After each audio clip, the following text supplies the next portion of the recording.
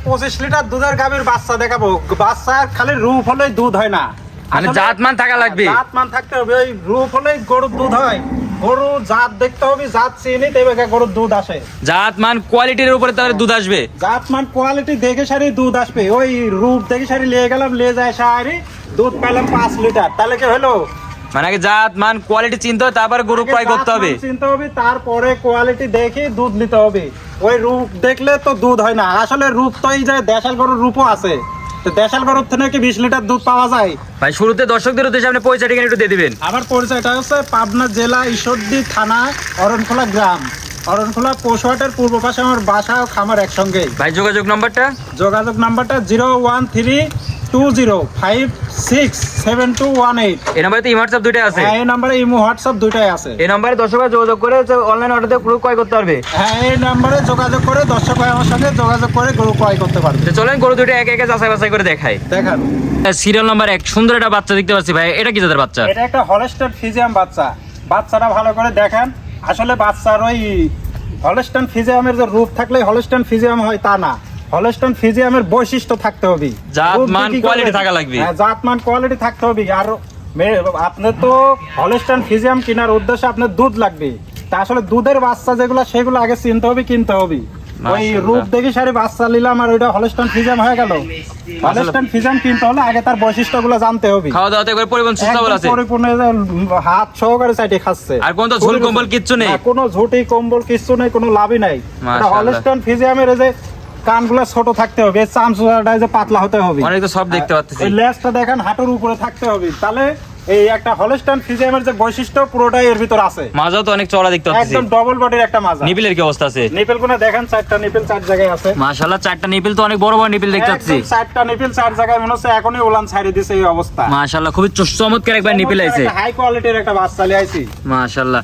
ভাই এটা তো কোন দর্শক ভাই নিতে চাই, এটার দামটা কেমন থাকবে? এটা যদি কোনো দর্শক ভাই নিতে চায় মাত্র 72,000 টাকা দাম থাকবে। মাত্র 72,000 টাকা দাম থাকবে? 72,000 টাকা দাম থাকবে।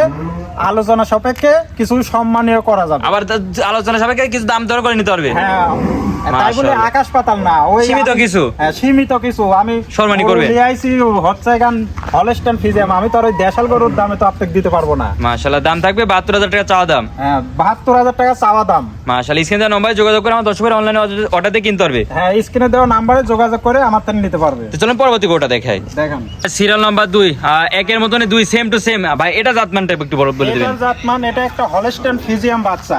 এটা ডবল বডির একটা বাচ্চা। এই বাচ্চাটা ভালো করে দেখান।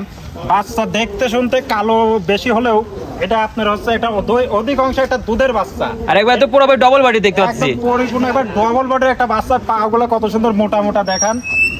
মাশাআল্লাহ, 4টা পায়ে গিয়ে দেখছি অনেক মোটামুটি। খুর পর্যন্ত একবার ভাই গোলাপি আছে, খুর পর্যন্ত সাদা গোলাপি। মাশাআল্লাহ, মাজাও তো অনেক চওড়া দেখতে পাচ্ছি। চওড়া মাজা, মানে খুবই ভারী মাজা আর খুবই সাদনা গরু। খুবই একবার সাদনা, একদম সাদনা গরু। এইসব গরু বাড়িতে মা বোনরা পোষার জন্য এইসব গরুগুলাই বেস্ট। খাওয়া দাওয়া তো একবার পরিপূর্ণ সুস্থ সবল, পরিপূর্ণ সুস্থ সবল খাওয়া দাওয়া। ভাই এটার বয়সটা কেমন আছে? এটার বয়সটা 9 মাস প্লাস। 9 মাস প্লাস। হ্যাঁ, মাশাআল্লাহ। ভাই নিপিলের কি অবস্থা আছে? নিপিলটা দেখেন 4টা। মাশাআল্লাহ, মাজাও তো ভাই অনেক চওড়া দেখতে পাচ্ছি, একদম ডবল বডির মাজা।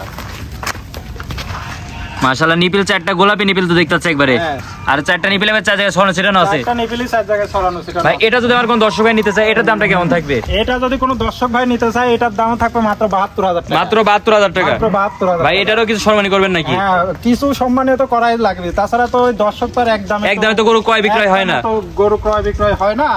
আসলে ওই মানুষের যদি দেশাল গরু নিয়ে এসে যদি বলা যায় যে এগুলো সেকেন্ড অধিকাংশ একটা দুধের গাভী, তো ওই মানুষ তো তাই মনে করবে। তা আসলে তো তা না। আগে জাত চিনতে হবে, জাত চিনি তারপরে গরু ক্রয় করতে হবে। জাতমান কোয়ালিটি চিনি তারপরে গরু ক্রয় করতে হবে। কোয়ালিটি চিনি গরু ক্রয় করতে হবে।